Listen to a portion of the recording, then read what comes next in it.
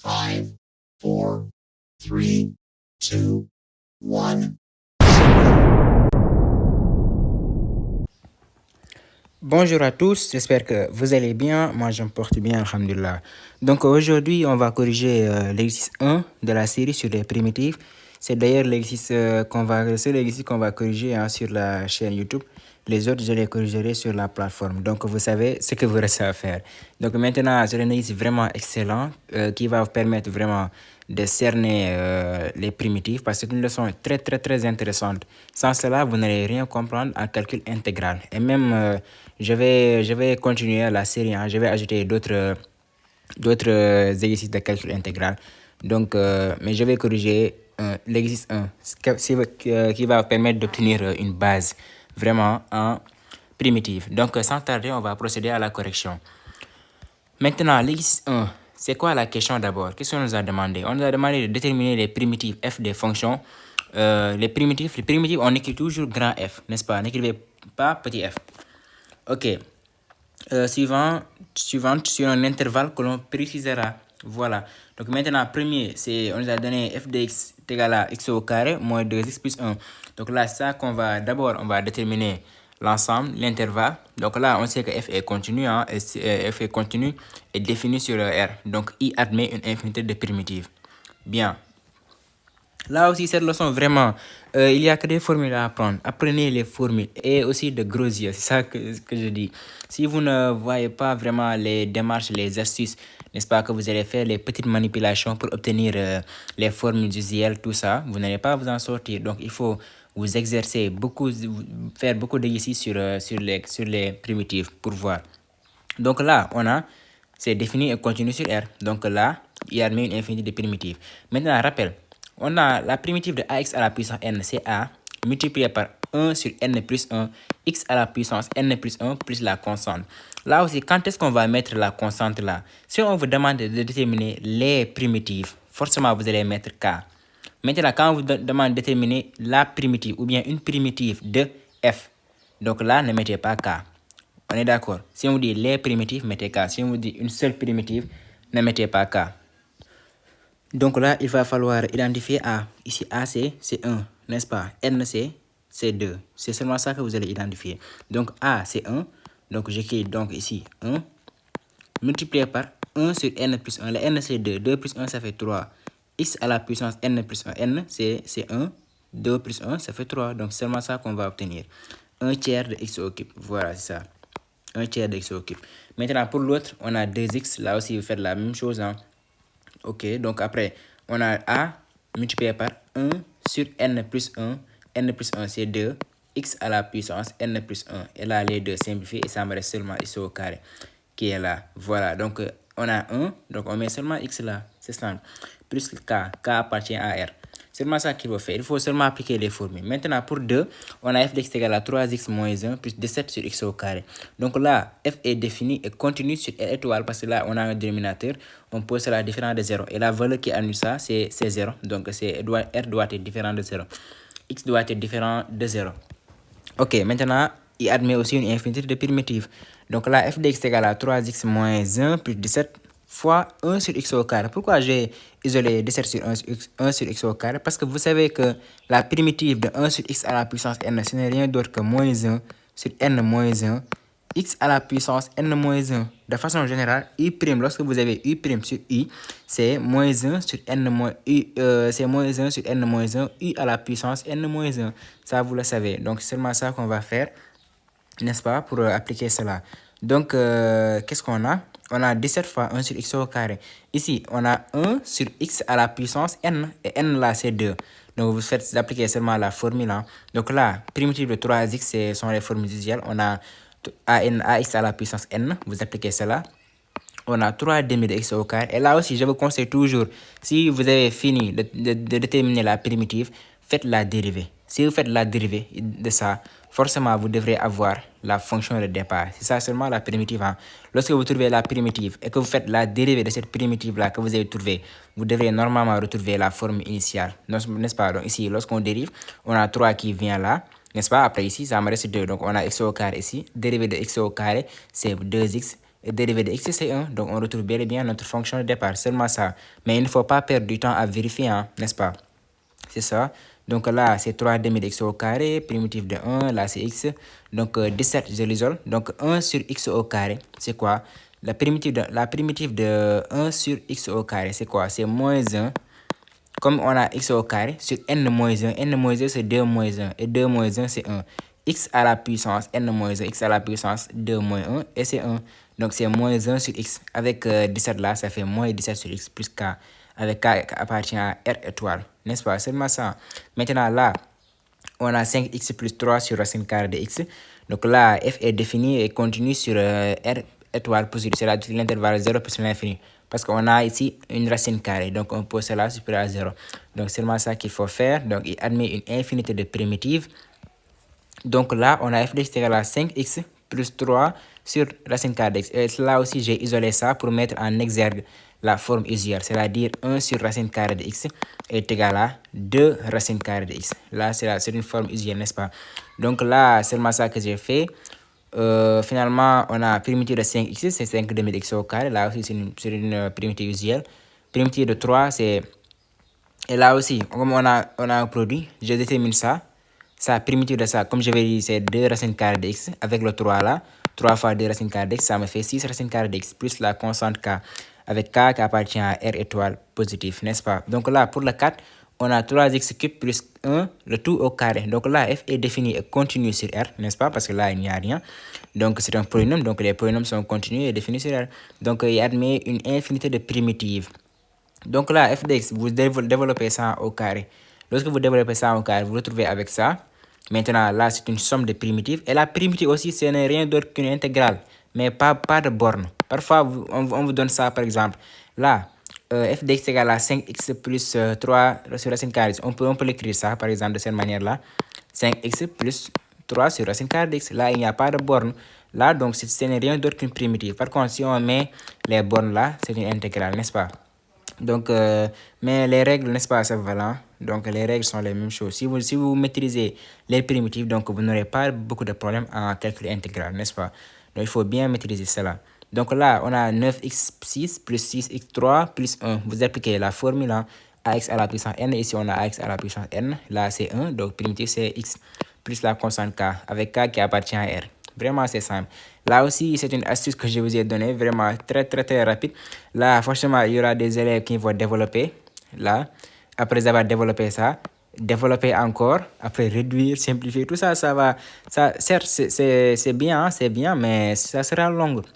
Regardez la méthode que je vous ai proposée. D'abord, f est défini et continue sur R. Donc, il admet une infinité de primitives sur R. On est d'accord, parce que ça, c'est un polynôme. Ok, maintenant, f de x est égal à combien? Est égal à x plus 1, le tout au carré, facteur de x plus 1 moins 2. Il y a une méthode en primitive ou bien en intégrale. La méthode de plus 1 moins 1 là, ou bien la méthode de multiplier et diviser par un même nombre. Ce sont vraiment des choses qu'il faut faire. Parfois, comme je vous ai dit tantôt en début de vidéo, il faut avoir de gros yeux. Pardonnez-moi du terme. Donc là, on a x plus 1 au carré, facteur de x moins 1. Là, j'ai x plus 1. Là aussi, je peux avoir x plus 1. Comment j'ai fait? Ici, comme j'ajoute 1 et je retranche, si je retranche 2 ici, j'aurai x moins 1 qui est là. Ça revient au même. Donc là, je peux développer x plus 1 au carré, facteur de x plus 1, c'est x plus 1 le tout au cube. Maintenant, moins 2, x plus 1 le tout au carré. N'est-ce pas? Donc là, je peux bel et bien faire un changement de variable. Et oui, en primitive aussi, on peut faire des changements de variables. N'est-ce pas?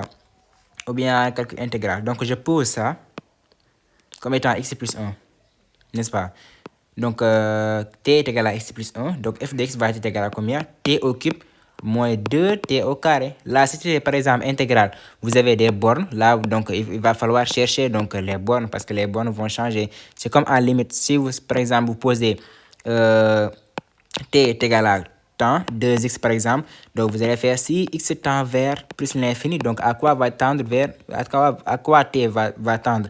Seulement ça. Donc, en calcul intégral aussi, vous allez regarder les bornes là. Peut-être ça va changer, n'est-ce pas? Maintenant, là, comme on n'a pas de borne, donc ce n'est pas la peine de faire ça. Donc, on a t au cube moins 2t au carré. Et là, on revient aux formes usuelles, n'est-ce pas? On a ax à la puissance n. Finalement, c'est ça, n'est-ce pas? Et je reviens à la variable. Je fais le retour. Donc, on a un quart facteur de 1x plus 1 puissance 4 moins 2 tiers de x plus 1 au cube plus k avec k qui appartient à R.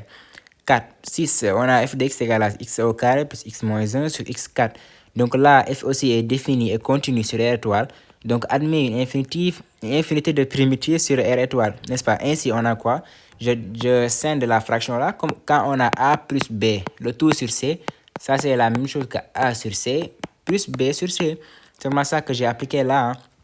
On a x au carré sur x4 plus x sur x puissance 4 plus, voilà, moins 1 sur x puissance 4. Là, c'est moins 1. Hein? Là, c'est moins 1. Bien vrai que j'ai appliqué après ça. Donc, c'est moins 1 sur x puissance 4. Bien. Donc là, on a 1 sur x carré plus 1 sur x cube moins 1 sur x4. Parce que j'ai simplifié seulement, je ne fais que simplifier. Et là, vous avez quelle forme? 1 sur x à la puissance n. Et là, ce n'est rien d'autre que moins 1 sur n moins 1, x à la puissance n moins 1. N'est-ce pas? Donc là, c'est moins 1 sur x, la primitive de ça. Là, la primitive, c'est moins 1 demi de x au carré. Là, la primitive, c'est moins 1 tiers de x au cube. Plus k avec k appartenant à R étoile. Vraiment, c'est simple. Donc 7, on a 5x au cube, facteur de x4 moins 7 puissance 4. Là aussi, il faut voir, hein, il faut bien voir. Regardez là, comme on a un produit, il faut seulement vous poser la question. Mais parmi les formules là que j'ai apprises, quelle propriété renvoie au produit? Ah, je me dis que u à la puissance n, c'est bien un produit. Donc là, c'est un produit. Donc je regarde si je peux obtenir, qu'est-ce que je peux faire pour obtenir cette forme usuelle là. Je regarde. Donc là, à l'intérieur, on a x puissance 4 moins 7. Si je dérive ça, j'obtiens quoi? J'obtiens 4x au cube. Vous êtes d'accord? Vous obtenez ça. Maintenant, là, on a 5x au cube. On peut bel et bien avoir 4 là-bas. En faisant quoi? En multipliant par 4 et en divisant par 4. Comme je vous l'ai dit tantôt, la méthode de multiplier et de diviser par un même nombre. Ça revient au même. N'est-ce pas? Donc là, je divise par 4 et je multiplie par 4. Si je multiplie par 4, mais je ne vais pas mettre ici les x au cube, hein. Comme ça n'a pas de sens parce que la dérivée de ça, ça me donne 4x au cube. Donc les x au cube vont avec ça. Car c'est un produit, hein. Ça n'a pas de sens donc de mettre la x au cube ou bien ça. Les deux se valent. Donc là, lorsque vous simplifiez, vous revenez au même 5x au cube. Donc là, qu'est-ce qu'on va faire? On pose u comme étant x4 moins 7. Maintenant, x au cube va être égal à combien? 4x au cube. Maintenant là, donc je peux appliquer la formule. On a u' u à la puissance n. La n c'est 4. Donc c'est combien? U' à la puissance n c'est 1 sur n plus 1. U à la puissance n plus 1. C'est seulement ça que j'ai appliqué. Donc finalement, on a 5 quarts qui est là. 5 quarts. U'. Et ici aussi, ne mettez pas grand F. Ne mettez pas grand F. Lorsque vous faites, par exemple, vous retrouvez les formes usuelles là, ne mettez pas grand F. Mettez toujours petit f. Maintenant, c'est en appliquant la formule que vous allez mettre grand F. N'est-ce pas? Ce sont des détails à éviter. Voilà, donc là, c'est... Voilà, on a 1 sur n plus 1. 1 sur n plus 1, c'est 1 sur 5. Maintenant, donc on a 5 quarts multiplié par 1 sur 5. Les 5 là vont simplifier et ça me reste seulement 1 quart. C'est ce que j'ai mis ici. Donc, u', oui, 1 sur n plus 1. U à la puissance n plus 1. U, c'est ça. N plus 1, c'est 4 plus 1. C'est 5 plus k. K appartient à R. Vraiment, c'est simple ça. Maintenant, pour le 8, on a 5x moins 1 sur 5x carré moins 2x plus 1, le tout au carré. Là aussi, f est défini et continue sur R. Donc, il y a une infinité de primitives sur R. Pourquoi cela? Parce que là, lorsque vous cherchez delta, delta va être négatif. Donc, les solutions vont appartenir à l'ensemble R, et à l'ensemble C. Donc là, les solutions vont appartenir à l'ensemble C. Or, nous, on ne travaille pas sur C, on travaille sur R. N'est-ce pas? Donc là, il n'y a pas de solution dans R. Donc là, c'est vrai. Donc là, lorsque vous posez ça différent de 0, il n'y a pas de valeur dans R qui annule ça, ce trinôme-là. Donc là, on dit que F est défini et continue sur R. C'est comme si vous cherchez le domaine de définition avec delta qui est négatif. C'est seulement ça que vous allez dire. Donc là, je pose.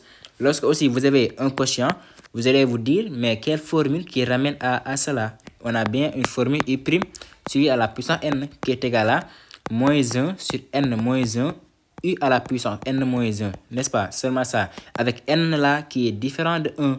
Par contre, si n est égal à 1, on a u' sur u est égal à ln de valeur absolue de u. Je ne sais pas si vous avez vu le logarithme népérien. C'est ça. Maintenant, c'est seulement ça qu'on va faire. Donc là, en dérivant, comme on a ici un quotient, donc on va dire, la première méthode, c'est d'abord de voir si je ne peux pas scinder ça comme on l'a fait. Là, on ne peut pas le faire. Donc, ce qu'on peut faire, c'est d'appliquer la formule U' sur U à la puissance n. Et là, en le faisant, en posant cela comme étant U, et donc U' va être égal à 10x moins 2. Et là, au niveau du numérateur, j'ai 5x moins 2. Qu'est-ce que je peux faire pour obtenir ici 10x moins 2? C'est de multiplier par 2. Lorsque je multiplie par 2, j'aurai 10x moins 2. Mais non, comme moi, au numérateur, j'ai 5x moins 1. Donc, pour compenser cela, je vais diviser par 2.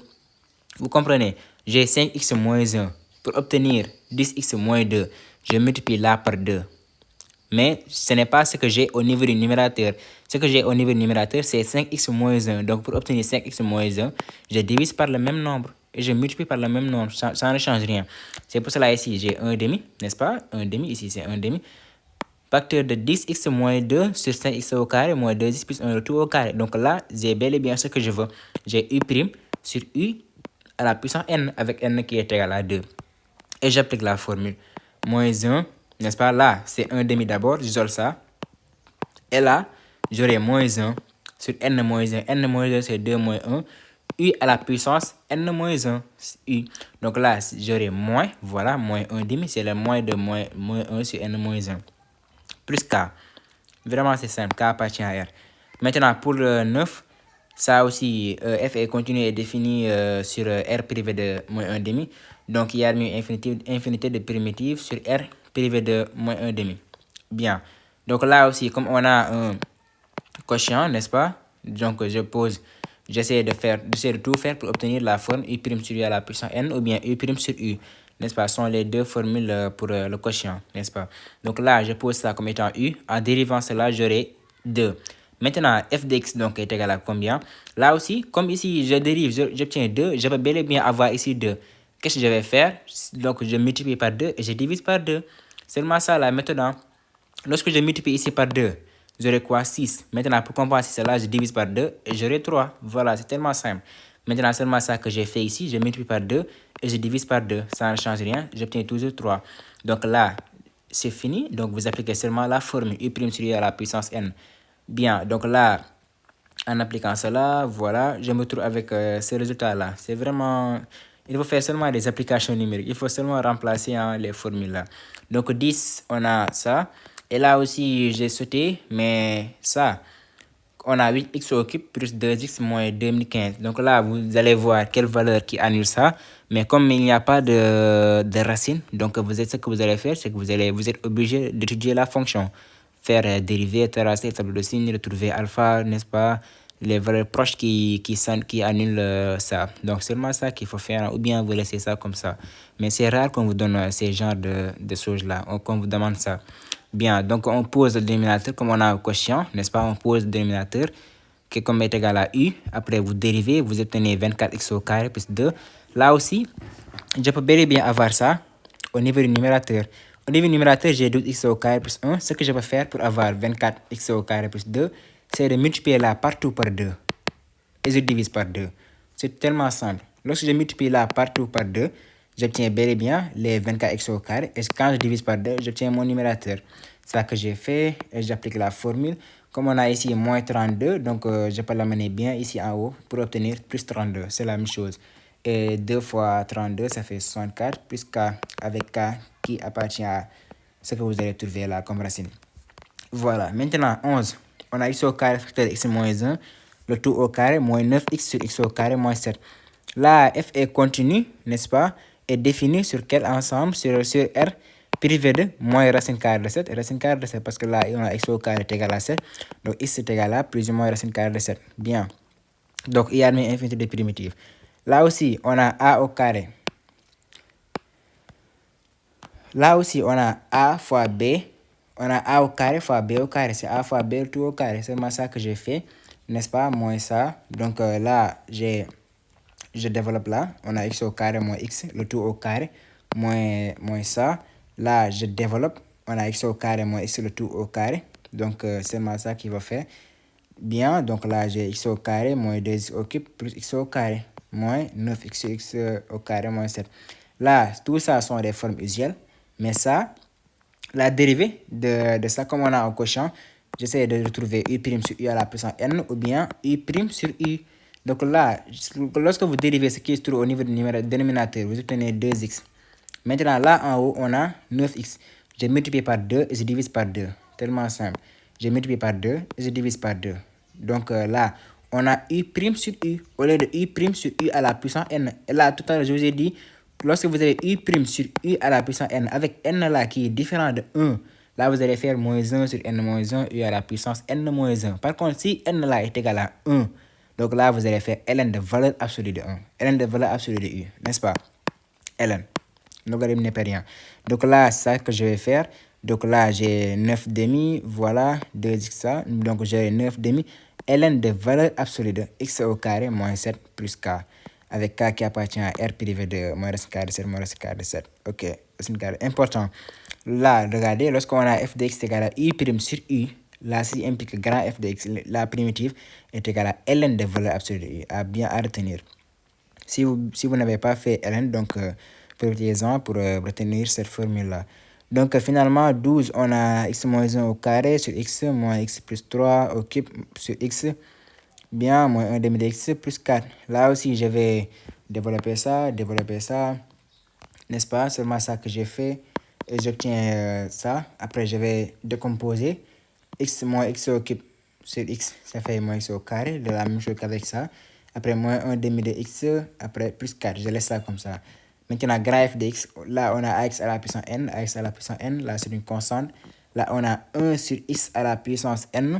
N'oublie pas 1 sur x à la puissance n, comme on a 1 sur x. Et 1 sur x, c'est ln de valeur absolue de x. N'est-ce pas? Seulement ça qu'il faut faire. Bien, donc là, on a après moins 1 quart. Bien, donc là, c'est 26x. Donc, je peux faire moins 26 fois 1 sur x. Et 1 sur x là, c'est ln de valeur absolue de x. N'est-ce pas? Ça, c'est ce que j'ai fait ici. Donc là, on a après, là aussi, on a ax à la puissance n. Là, c'est k. Donc, c'est une constante, je mets là. Donc, finalement, on a ce résultat-là. Moins 26 ln de valeur absolue de x plus k. Ok, avec k qui appartient à r étoile. Donc, l'exercice 2, hein, je vais corriger sur Telegram et sur la plateforme aussi. Mais d'abord sur Telegram pour aller beaucoup plus vite. Donc, si vous n'êtes pas encore inscrit, je vous demande d'aller sur la plateforme et vous inscrire. Il y a aussi une vidéo qui va s'afficher en haut de votre écran là. Vous pouvez cliquer là pour regarder comment on s'inscrit en moins de 2 minutes. Ou bien à 2 minutes pile, n'est-ce pas? Donc, vous pouvez aller regarder ça. C'est simple, vous allez seulement vous inscrire, créer un compte, après ajouter au panier, après vous validez la commande. Après, vous allez m'envoyer les 10 000 francs. Vous allez faire une capture d'écran, pour une capture de votre reçu là, pour que je puisse savoir si c'est vous ou pas. Allez, donc, on se donne rendez-vous prochainement dans une autre vidéo. Allez, d'ici là, portez-vous bien. Ciao!